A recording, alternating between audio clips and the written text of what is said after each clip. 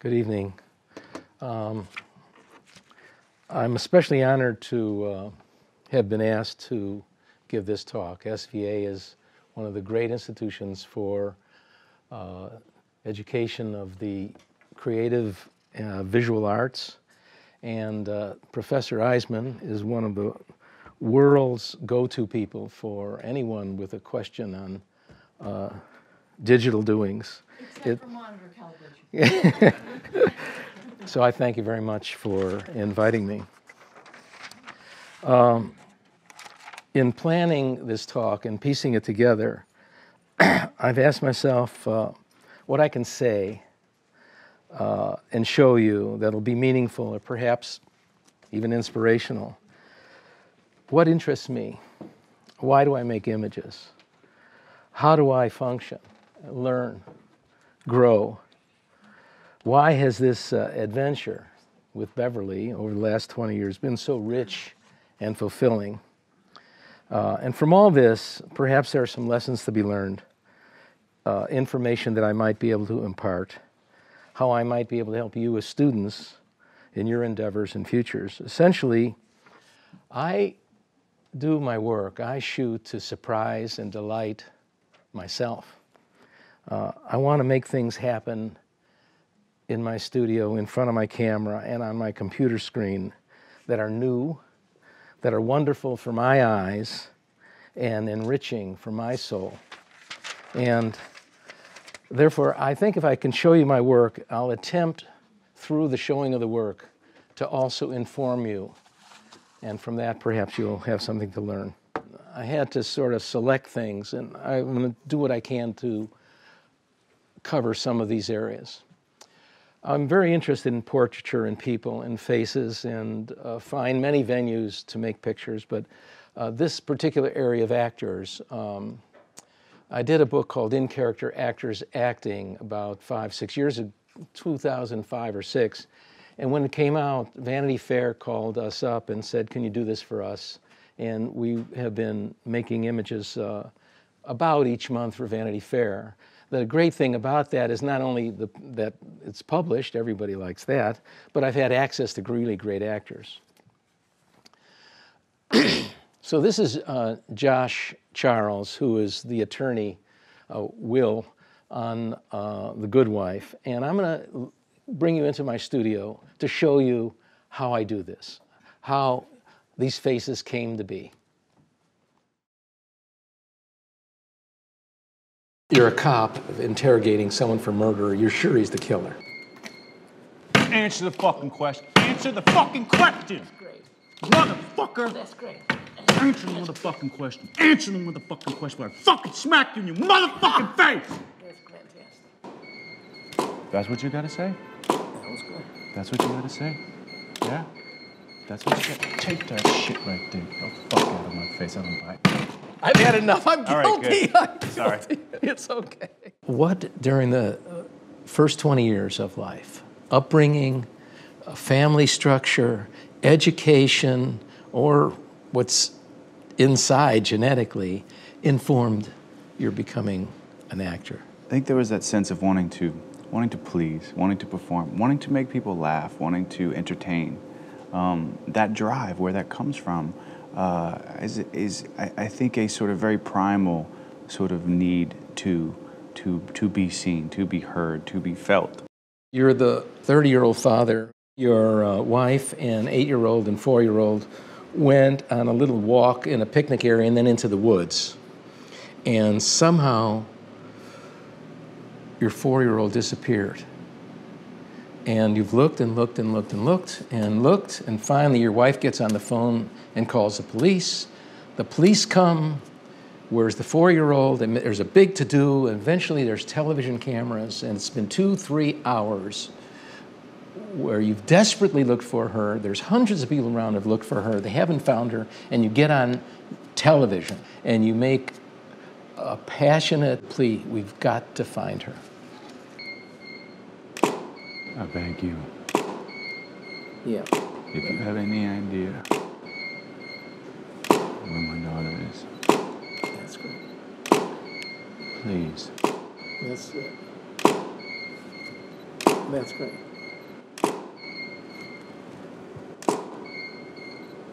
Please.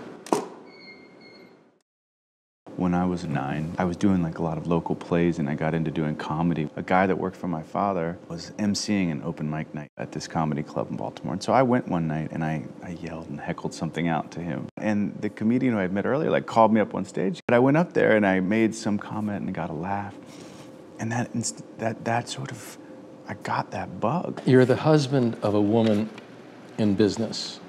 You're 45. You and your wife have been married 15 years. She's a senior vice president of a company, and you go to her office to surprise her. You want to bring her flowers for some sort of occasion. And you pop in on her and find her in a passionate embrace with her assistant, Diane.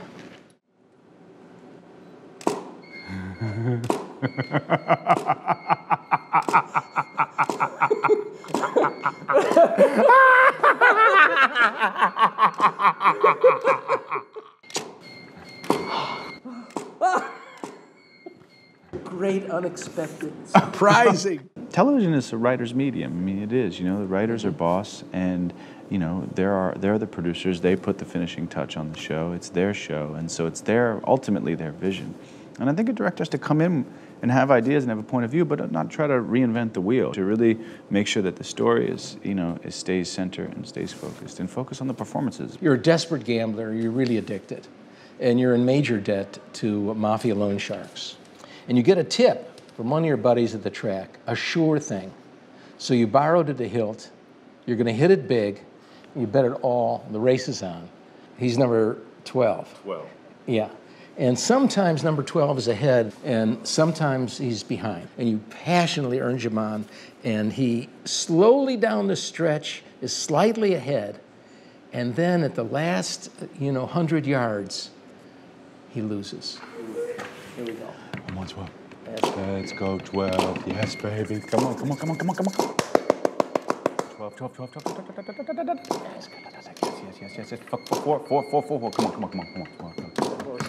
That's it. Yeah.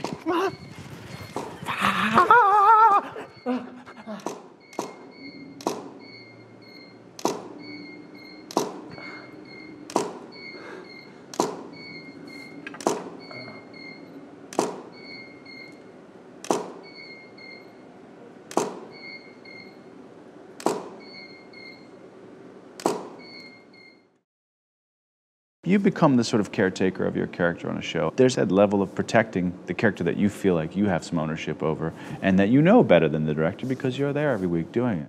A scream is a sudden, acute, something fearful and horrible and frightening, severely frightening has happened.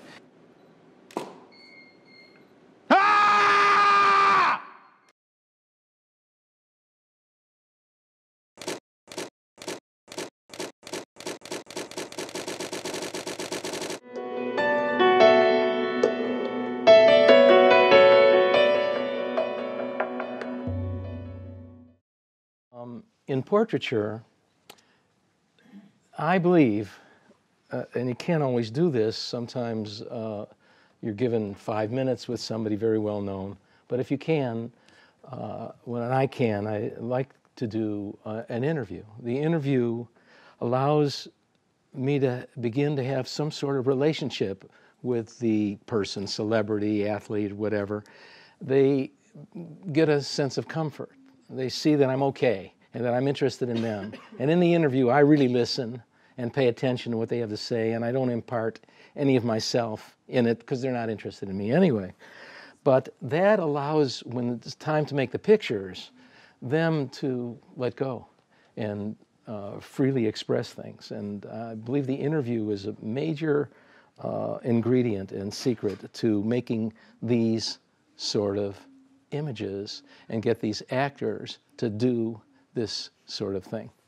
Now, we did that book in character, and so I'm working on a sequel that'll be a little different called ENCORE, using some of the 50 or so Vanity Fair actors and some other actors. Some of them you'll recognize, some of them you won't because they've made on maybe one television show or 2 or 3 Broadway shows. But I've had access to really dozens and dozens and dozens of actors, and it's been a great privilege.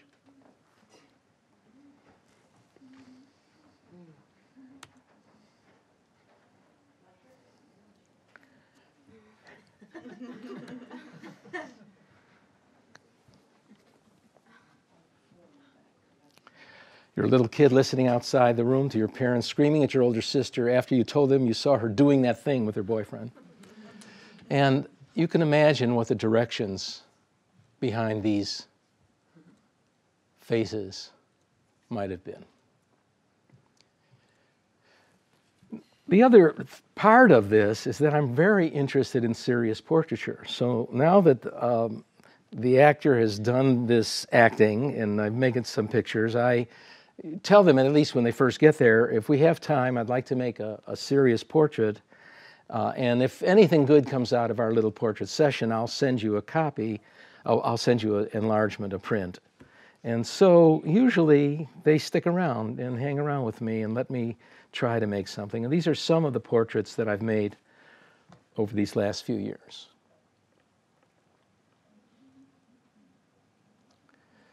The nice thing is I'm shooting for myself. So I can light it any way I want. I can color it any way I want. I can pose it any way I want. I don't have to fit in a magazine. Often the magazine will say, well, we have a, it's going to be a vertical, or it's going to be a double page spread, or we would like this sort of lighting, or we would like to look like this sort of picture. I can sort of explore and do it myself. And with each actor, I try 3 or 4 different things. And from that, all sorts of things come about. And it also allows me to, the studio becomes a research lab where we can experiment and try things. Once I know I have a good image of somebody, I can then try something goofy that may very well not work.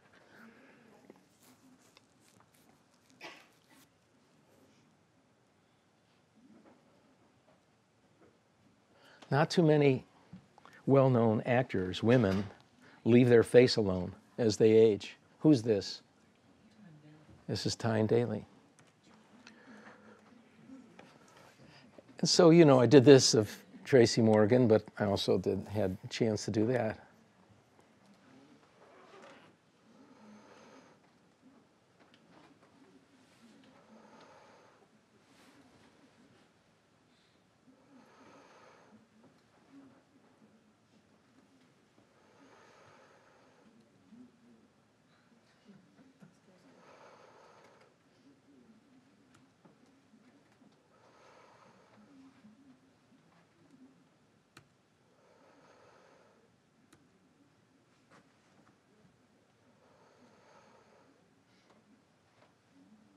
I asked them to let go. It's very hard. You put a camera up in front of anybody, especially an actor, to let go. And I explained that an enigmatic face, a face that doesn't try to tell the observer what to feel, allows the observer to be compelled, to be pulled in, to wonder, who is he? Where is he? What is he thinking? Where are his dreams? Where are his fantasies? Where is he going? And then they can do that. And that, I believe, makes for a portrait that's much richer than a portrait where it's about vanity and smiling. And as I said, I can goof around and play around and try different things. And sometimes an actor will give me a lot of time. This session with Ben Kingsley brought 3 portraits, all of which I feel are pretty strong, that say Ben Kingsley. I'd like to talk about dance. Even though this introduction you heard sounds like, oh, what great success, I still never feel I'm terribly successful. The phone does ring. We are able to make a living. I am making images that I love and mean something to me, but I still yearn and desire and want to do lots of other things. One of the things I want to do, I think would be tremendously valuable, is work with one dance company regularly. Rather than have a dance company say, well, you make pictures for our annual campaign this year, and then I shoot them, it would be great to be able to have access to the dancers for 4 or 5, 6 years on a regular basis, and then work collaboratively with the creative people in the company and the choreographers, and which allows you to make mistakes and fall flat on your face, but also allows you to find other ways of seeing dance, other ways of doing. So it's still something I've been striving for and perhaps might happen. But these are some of the images I've made over the course of, when Beverly and I first came to New York 16 years ago, nobody knew who I was, and I shot dance constantly. I shot almost every company for me. And that book, Passion in Line, was, he did this guy. It was so easy for him, Richard Witter. It was so easy. I said, Richard, before you fall, you know, he went back, and then he fell. I said, just before you fall, like, you got to make it look like it's hard. I need you to go, wow, something. So that's how we got to that. The performance of dance for photography is very different from shooting dance. If you just shoot a dancer dancing, the frozen moment will be sort of languid and soft and a little wussy. They have to perform for the camera and know, you sort of work with the dancer to make something that's powerful and singular and strong. Sculpture is something that's inspirational for me. This Rodin piece in the Rodin Museum in Paris brought me to this image where I explained to the 5 dancers, you're one piece of bronze, one piece of metal, and let's see what kind of forms we can make from that. The idea here was balance, flying.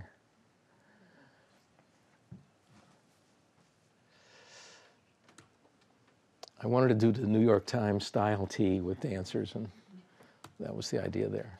When you see dance, you really don't see their faces unless you have binoculars, so I wanted to try to find a way to make images where you saw who they really were. We've had a number of commercial and advertising people come to us for work. And this McDonald's group came to us to try to invent something. They wanted me to make a video of chicken salad. There were peppers and tortilla chips, tomato, lime, and corn, and make it fun and use dance. So this is what we came up with. This is this 30-second commercial.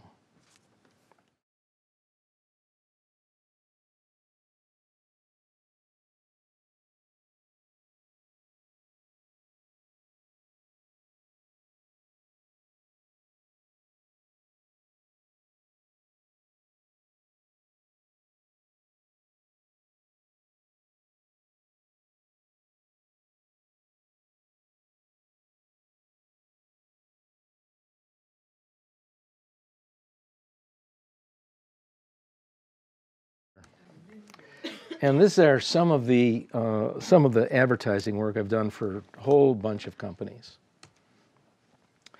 Svi Gottheimer's company.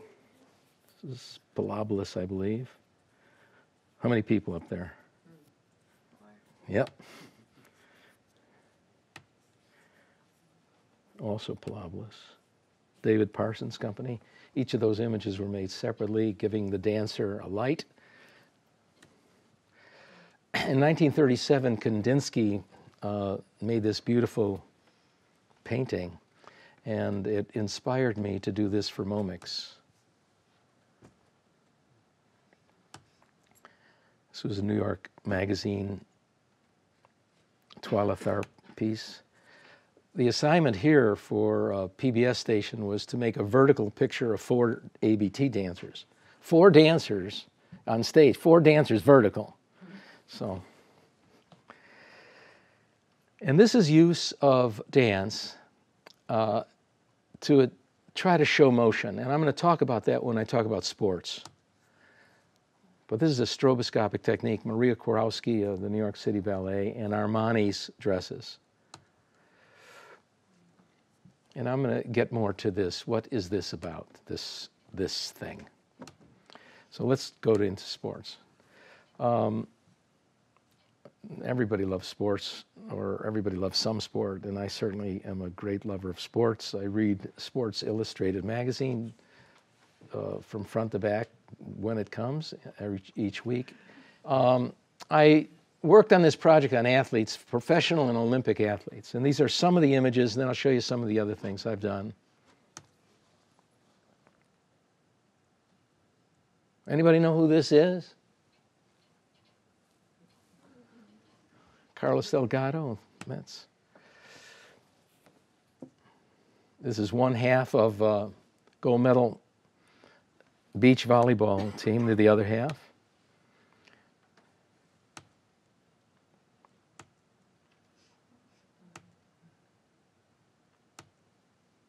Who's this?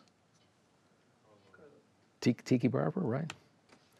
So I made the picture on the left, and using the same studio, same lighting, same camera, same lens, everything the same, at a later period of time, I made the picture on the right.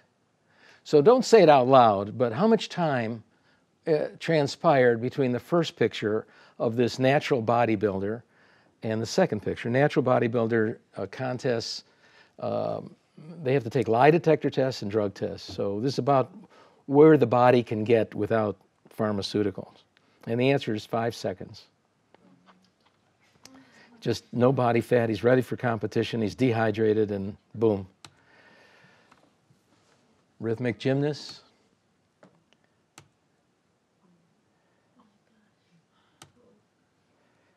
Oh.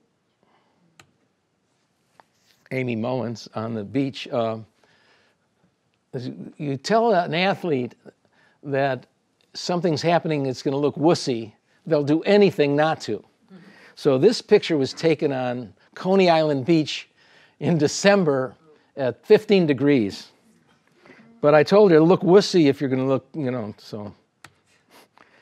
And one reason some athletes are interesting people, but many really serious professional athletes are not terribly interesting. And the reason for that is not that they're dumb, it's this picture sort of says it. In order to get like this, and each one of these athletes represent a different sport, they have to work at it every waking hour. They have to work at this every single waking hour. There's no time to become educated, and there it is. I don't know how much he works at this, but the tip of Manhattan is Hayward Field, Columbia Sports Field, the very tip. And that's where we did this picture.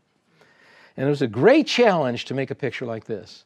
For each sport, I studied videotape and freeze framed, you know, it's 30 frames a second. I went through frame by frame and where's the picture, where's the picture, where's the picture, and try to study. And I learned that with hurdling, 110-meter hurdles, 10 hurdles is 1, 2, 3, 4, jump, 1, 2, 3, 4, jump, 1, 2, 3, 4, jump.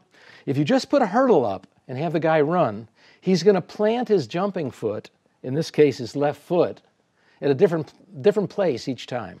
So I put a hurdle 10 meters to the right, and another 10 meters to the right, another hurdle 10 meters to the left, and had him go full speed.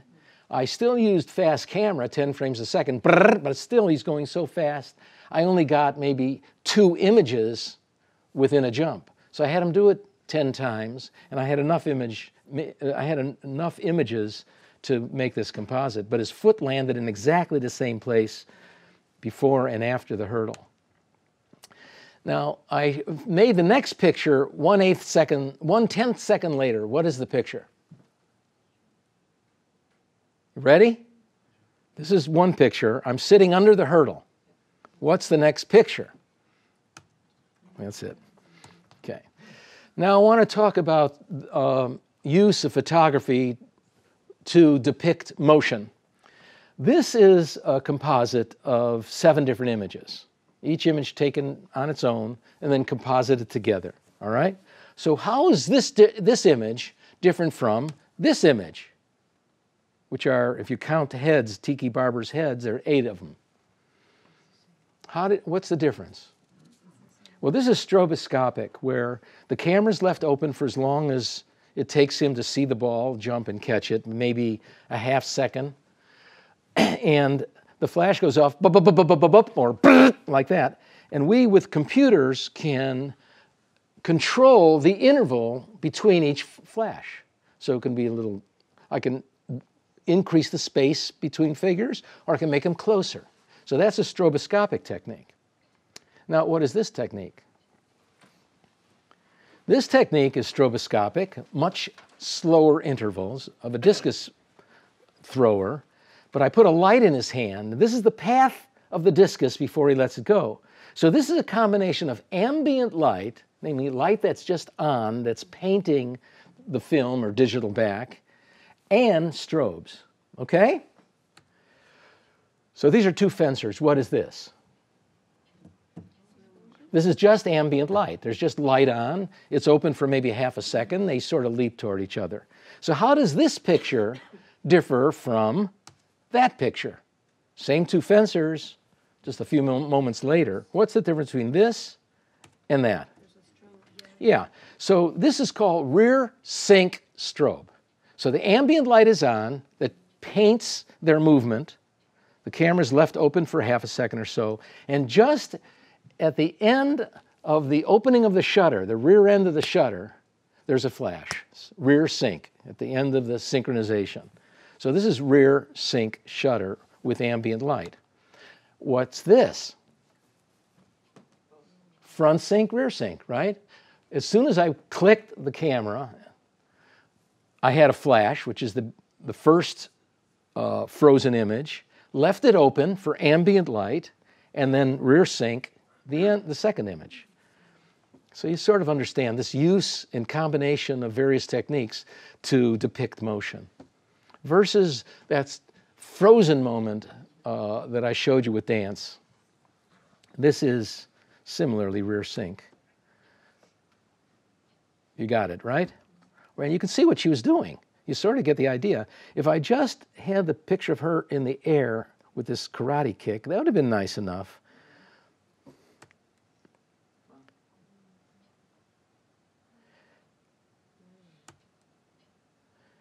This is Ray Allen, Boston Celtics, stroboscopic. Now, what is this? Well, you can see his hip is up here, down here, up here, down here, up here. So that just doesn't happen. All movement is sort of parabolic. It's up and down. So this is just a composite of images. I had him do it over and over and over and over, and I found the images that seem to work to make something visually fun and interesting. This was actually a fashion shoot for Leomo Vogue, the sports fashions. This is all stroboscopic. This juggler, world-famous juggler, Michael Motion, never misses. But when the strobes were going on, the balls were all over the studio. And here, each jump created, looks like 1, 2, 3, 4. So I could control the strobes. And every time I went click on the strobes, it went 4 shots. So I just had her run, jump, run, jump, run, jump. And every time she was in the air, I went. So this can be quite controlled. We've done experiments. This is just ping pong balls thrown against a back. And you can see the dissipation of energy as it comes off that backboard. This is such high, short interval strobes that it makes forms. This is a 100th of a second between shots.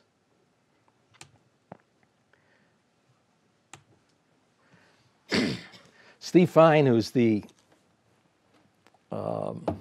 great photo editor at Sports Illustrated, asked me if I could use this stroboscopic technique with Albert Pujols. And we went down to Miami with 1,500 pounds of equipment.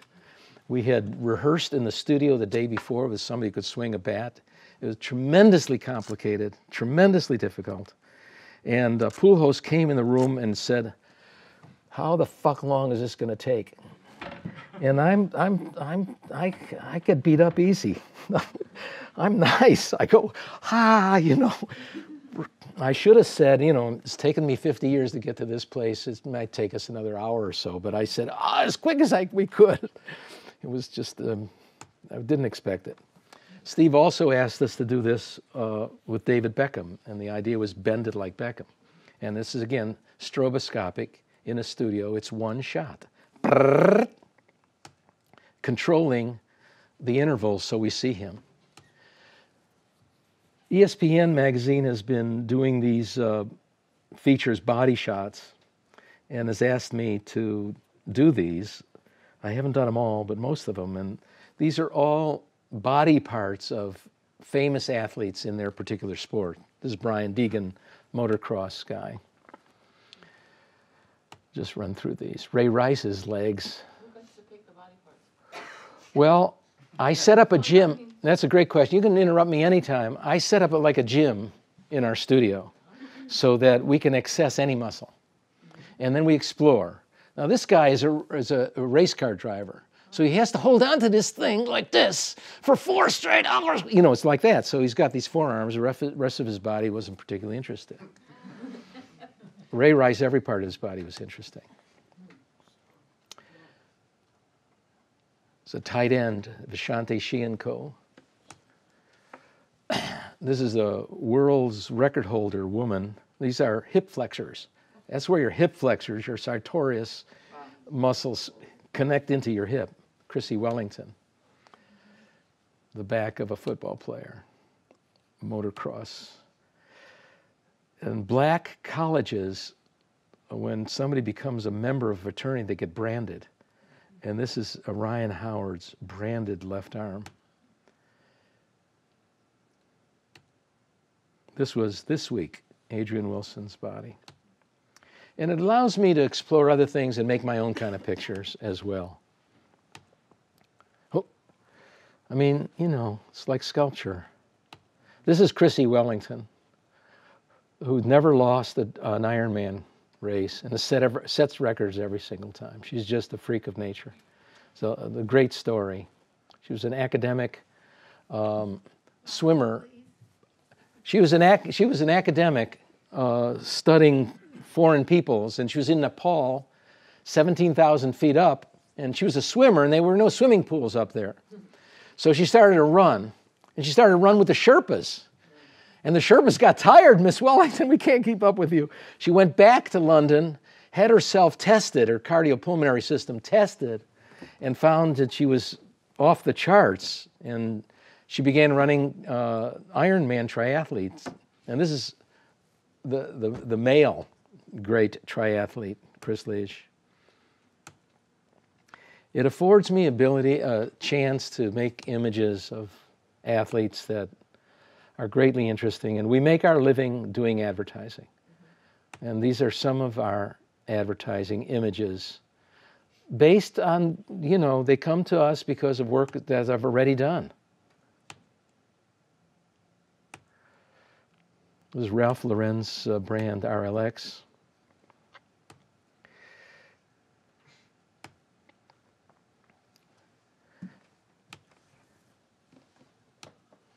This is in New York Magazine this week, double page spread, these 2 high school kids. And it's the first time I combined rear sync flash, namely ambient light motion, rear sync, together as a composite. I wasn't sure it was going to work. They asked me, could you do that? And I said, I don't know. And I felt like this is lyrical. So I'd like to go to water. If you have any questions, I'm open. Just speak up. I started photographing underwater 20 years ago. At that time, there were no cameras like there are now. There were viewfinder cameras. There was a problem with color. We didn't have computers and digital stuff. The water was turbid. We had a problem with clarity. It was impossible to compose a picture well. You had to guess on the focus. Lighting was very hard. We're not shooting little fish and fauna when we get close with little strobes. I was shooting people. The chemistry of the water was always a problem. People's eyes burned after 5 minutes. And the temperature, all the models and dancers that I used were thin, and at 80 degrees, they were hypothermic and shivering after 10, 20 minutes because they're not really swimming around, they're just dipping down. So I had to solve all these problems, and I was just working on Saturdays. I took notes, I shot a roll of film, I went into the shallow end, I wound up the film, I put more film in, I went back to the deep end, took note, all that. And finally, after 6 months, I had it figured out. I knew how to control the color. I knew how to control the clarity. We had a turbidimeter to measure the turbidity. I figured out how to compose a picture, how to focus the picture. I figured out a way of lighting that I feel like was so great. I was so proud of myself. Having failed for months and months, I figured out how to get all the chemistry out of the water. And so that the pH was exactly the pH, which is a relationship between alkaline and acid, 7.4 of tears. And I figured out what temperature it should be. What temperature you suppose a pool that you're just working in to take pictures should be? Well, 92, almost skin temperature. And sometimes I've been in the pool 15 hours. We go up to 95. So I had done this book, Seeing Red. I wanted to learn how to make color, portraiture in color. I had done one in black and white. So I decided redheads, you need color. And Katita Waldo was a prima ballerina in the San Francisco Ballet, and she was my friend, and I had photographed her a number of times. And after 6 months, and figuring out how to make a picture, not having made any good pictures, I said, and she said, well, yes, I can. And this was the first picture I took. And on the same day of shooting, this was another picture that occurred. I learned that when water meets air, it's a mirror. When you get out of the shower in your bathroom in the morning, you can see the water on you because you can't see the water. Water is invisible. What you see is where the air meets the water droplet is reflecting the bathroom lights. On your cornea, that corneal light reflex is there because you have a layer of fluid on the front of the cornea, a mirror. So you'll see this use of reflection throughout many of these pictures.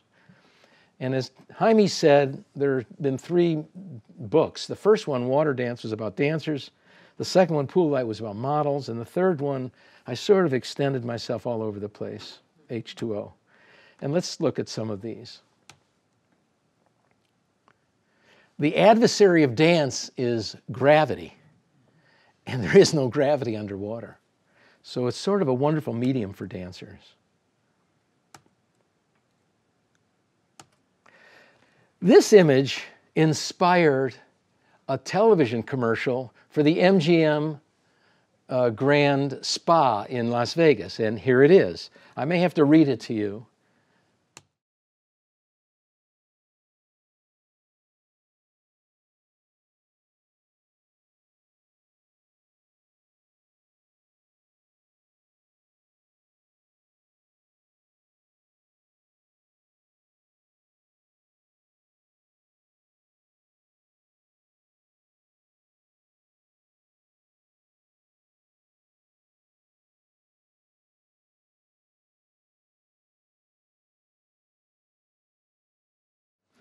That girl came to my pool for a casting, and this is her, and I thought I was seeing God. She was brought up on Fiji and played in the coral reefs her whole childhood. She'd put bungee cords around turtles and go for walks. She'd have tea parties underwater. So when she came for a casting, it was like she belonged there. And these are some images of her. She's a little genius. Oh, a little genius. Beautiful. There's no bubbles. Bubbles go away in 4 seconds. They come down with bubbles, and they stop blowing out bubbles, and they go away. That's a good question. Shawnee Free Jones.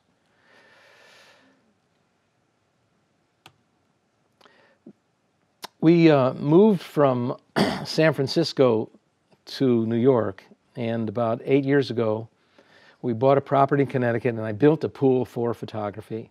This is the pool in the rain. There are 2 assistants working hard. In the winter, we put a dome over the pool, and this is the pool. And that's me sitting on the bottom of the pool. We hang a black drape over the deck and into the pool, and images are thus made. So how long can you stay down for? I can beat everybody because everybody floats. I remember I got my scuba license and I asked the scuba master, you know, you send all 20 of us down there. Does anybody not come up? He said, everybody eventually comes up. But it's true, we all float. So I teach everybody to blow out enough air that they can sink, but not so much air that they can't hold their breath for a while. And all we need is about 30 seconds. And most people I can teach to hold their breath and behave for me underwater for about a minute. Now, I have a weight belt, so I don't have to blow out any air. I can maintain my full lung capacity. So I usually can hold my breath longer than they can. But it's not, 1 minute, anybody can get to 1 minute. Corps du ballet. We did The Last Supper. I'm very inspired and influenced by great art, and I'll show you other examples. But this is Da Vinci's Last Supper, and we did this underwater.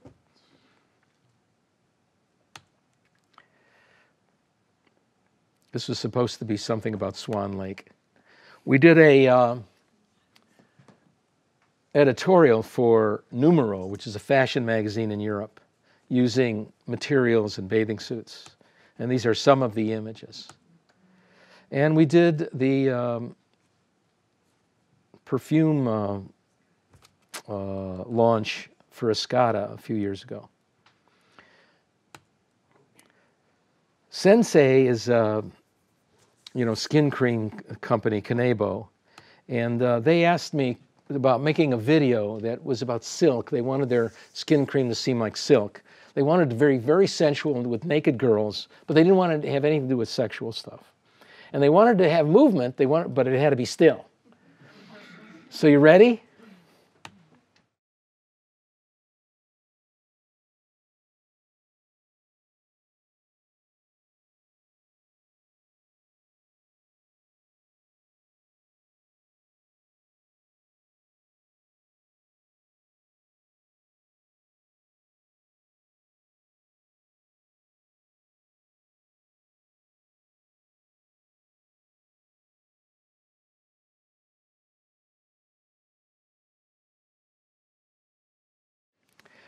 I photographed 1 year for the Sports Illustrated swimsuit issue and made all sorts of images.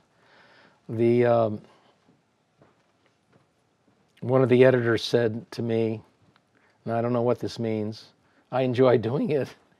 He said to me, your work is just too artistic for us. We're so much about boobs and stuff like that. So there.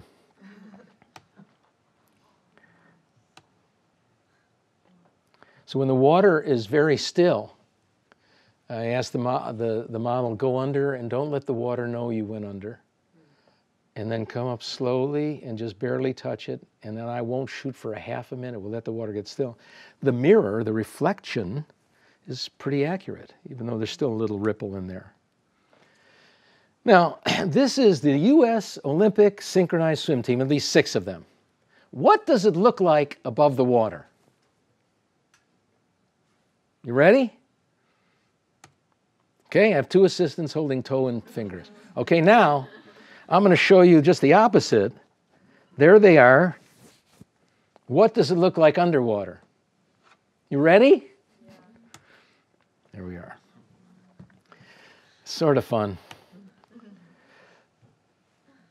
I'm lucky, every so often a muse comes along, a beautiful dancer, a beautiful person inside and out. Shawnee was for me that muse when we were in San Francisco. And here it's Allison Clancy, who happens to be the blondest person in the room. And you'll see who she is, but this is Allison.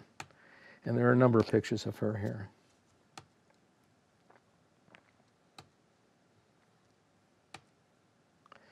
We've done fashion underwater, and I'll show you how we do that. How do you do that? How do you make a picture like this? Well, here we have a dancer, 2 dancers, a male and a female, boy and girl. And I have 2 stylists. And they're holding onto a rope. There's a rope over the pool onto the deck. So they're holding onto a rope, fixing the clothes. Now the camera sees in a V. So I have them come downstage to the side of the camera, so they're out of the picture, and then I can make that picture. And that's sort of how we do fashion. There's a stylist in the water. You can imagine what kind of work it took to do this.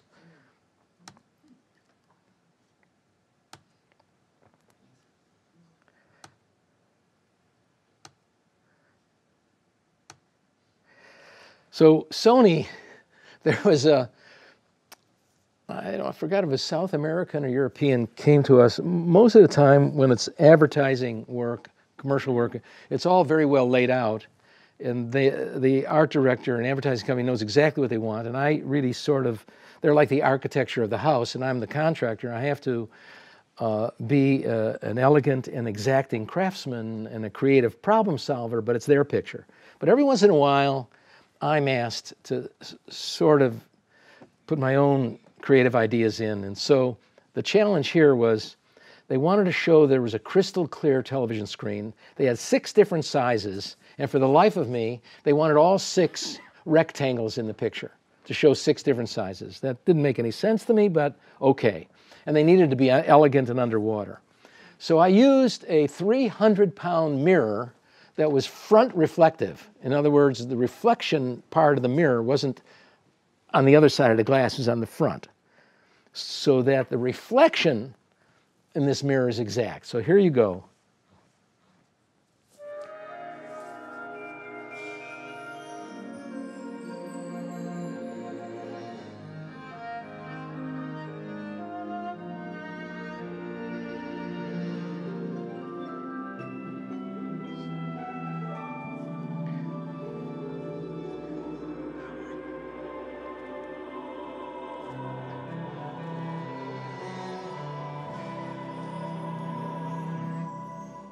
Well, we fulfilled the assignment. Now, how did I do this? Good question. Well, we had an air tank on the deck, a tube underwater, weights on the tube, made bubbles like crazy, told her don't move. Shut the bubbles off. They stuck for a second, and that's how we made that picture. And there's 2 sides of this. That's the other side. Oh, I wanted to show you this. You've seen this, right? This ad? Stephen King's Bag of Bones. So they asked us to do the trailer, and this 7-year-old little kid underwater did this picture.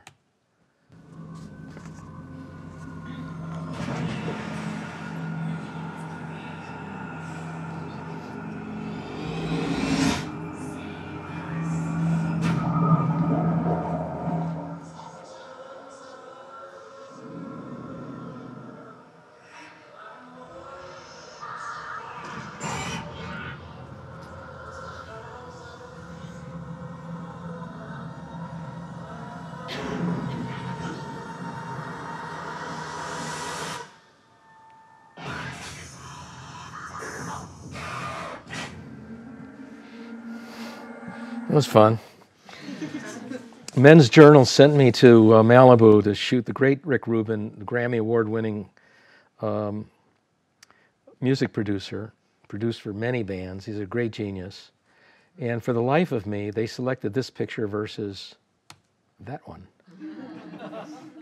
So let me just go into one last thing. I've worked 6 years at this project. And the idea really was not so much the study of boxing, which I've had the great opportunity to do. Steve Fine has allowed me to go ringside at Madison Square Garden and shoot, which I made many images, but I sort of have used the boxers to make images. I've used them to make art. I've used them to make my own portraiture, my own feeling about this rather brutal, tough sport. So these are spreads that have recently been designed. We have to turn the book in fairly soon. The edit has been done, and this is the front and back cover. These are the end pages of the book. I shot many club fights with hundreds of boxers. Jim Lampley wrote the introduction. He talks about how they beat each other up, And so I used a whole bunch of beating your opponent up pictures. And most of you don't know these people, perhaps, but at least for people interested in imagery, you can appreciate the portraiture. This is before and after work.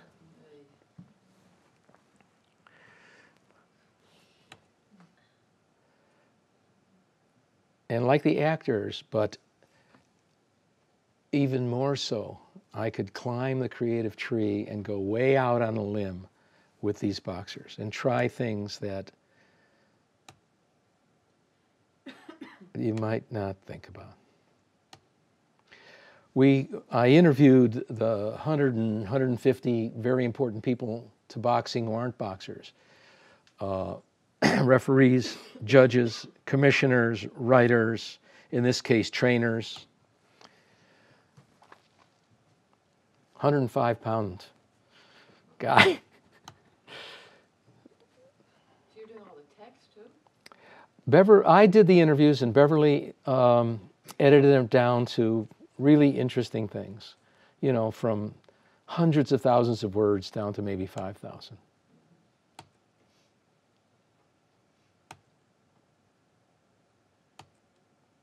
Did they ever contact you to thank you for capturing them? All the time. It's always hugs on the way out, and I send them a picture, and it's positive and happy. It's a happy experience.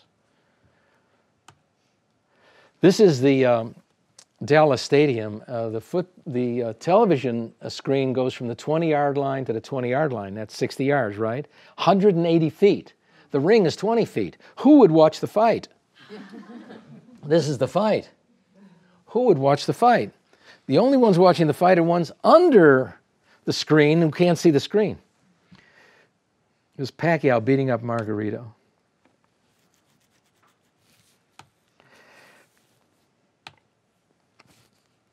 And they let me do anything to them. You know, when they're in the corner, they have gloves on. They can't even drink water. So they're throwing water in their face, drinking water, wiping their face, putting Vaseline, you know, they're sitting there. So you can do anything to a boxer in the studio.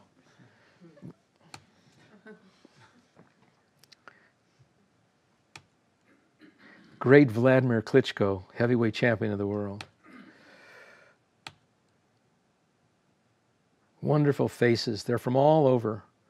From Uganda and South America and Europe and Asia and Eastern Europe and Armenia. That's all over the place.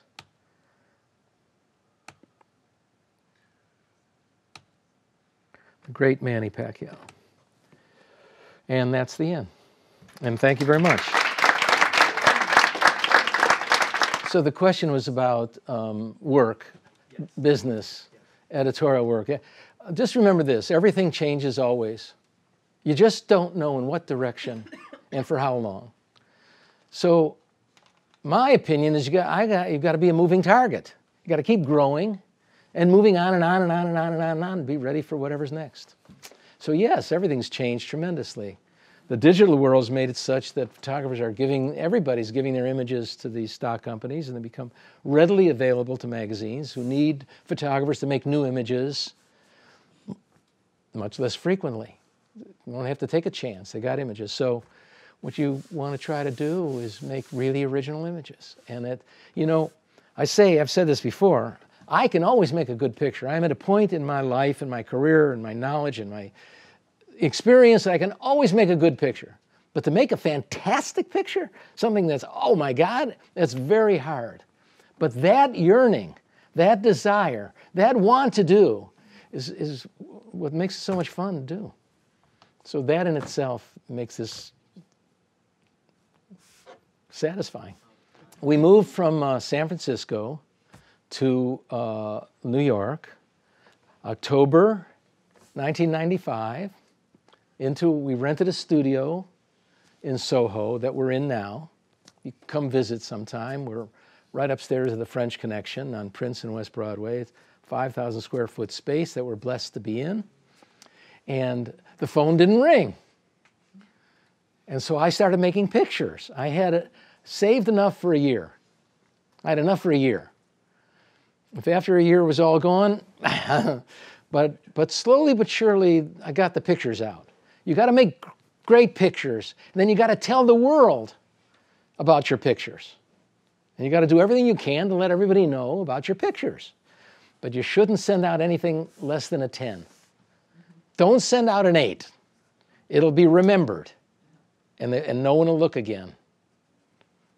It's hard, it's competitive, it's tough, but it's doable. I mean, there's lots of great images to be made. To this day, there's things to see that are wondrous and new and special and magnificent. Well, the underwater had to learn. You learn, you know, you solve problems one at a time. Burning eyes, oh, Jesus, why did the eyes burn? Well, the chlorine is 3. How do I get the chlorine 0? Call a chemist, call another chemist. I found the chemist. He said, what you do is, and I know how to get the chlorine to 0. And you can leave the chlorine to 0 for a day, and then at the end of the shoot, you get the chlorine back up and there's no algae and it's okay. So we can do that. Temperature was easy. I had this Catita Waldo like this at 82 degrees water, okay? Freezing. So we just kept upping it until 92. That's my secret. I don't understand why hotels keep their water at 80 or 82 degrees. It's for swimming laps. It's for Olympic swimmers. But for leisure, a pool should be 90 degrees, really. You should be able to walk into it and say, this is heaven. So you learn, you make mistakes. We make mistakes all the time. In fact, you learn from, there's some things that we try that I don't think is going to work, but we're lucky to have a studio that I can try things and experiment. And sometimes the mistakes lead to great things. Sometimes it's crappy. How did you discover the stroboscopic? Stroboscopic? Well, you've seen stroboscopy elsewhere. You go to a dance club, and you see somebody. It's pretty interesting. So that wasn't too hard. And nowadays, the strobes have, the way to get it recycled fast, you know, you have a strobe, you go pop, and then it takes a second to recycle. How do you get a strobe to recycle much faster? Well, you put 4, 5, 6, 7, 8 strobe packs in a row and set each one to delay. Set one to delay 0.2 seconds, 0.4 seconds, 0.6 seconds, 0.8, 0.1, and then recycle again. Then you get like that. So you try things. I don't know everything. I'm still learning, which makes it a lot of fun. I used to shoot just film, and we've been shooting digitally for, I don't know, 2004? I don't know. We just switched.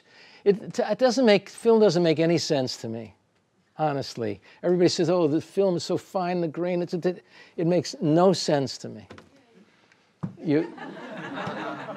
Sorry, you know, people disagree, but you ask me my opinion. It makes no sense. If you shoot film, you're going to scan it anyway and do things to it.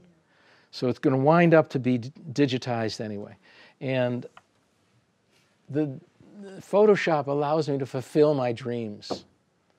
Whereas before, I couldn't make the kind of picture just with film and just printing the way I was seeing. I could make nice pictures, but I couldn't make, well, you understand. I'm mostly interested in making photographs. The film stuff comes because an art director will ask, can you make this film? And it's interesting to me. It's sort of fun. Instead of a few people on the set, there are 20 people on the set. And then I don't have much control over it after that. And then all the film goes back to it's not mine anymore. It's funny, but it's sort of fun still. So lately, I've been doing these interviews, mixing the interviews with pictures, not so much like the actors, which started about athletes and other people, and putting them together. Sort of interesting, but I'm mostly interested in making still images.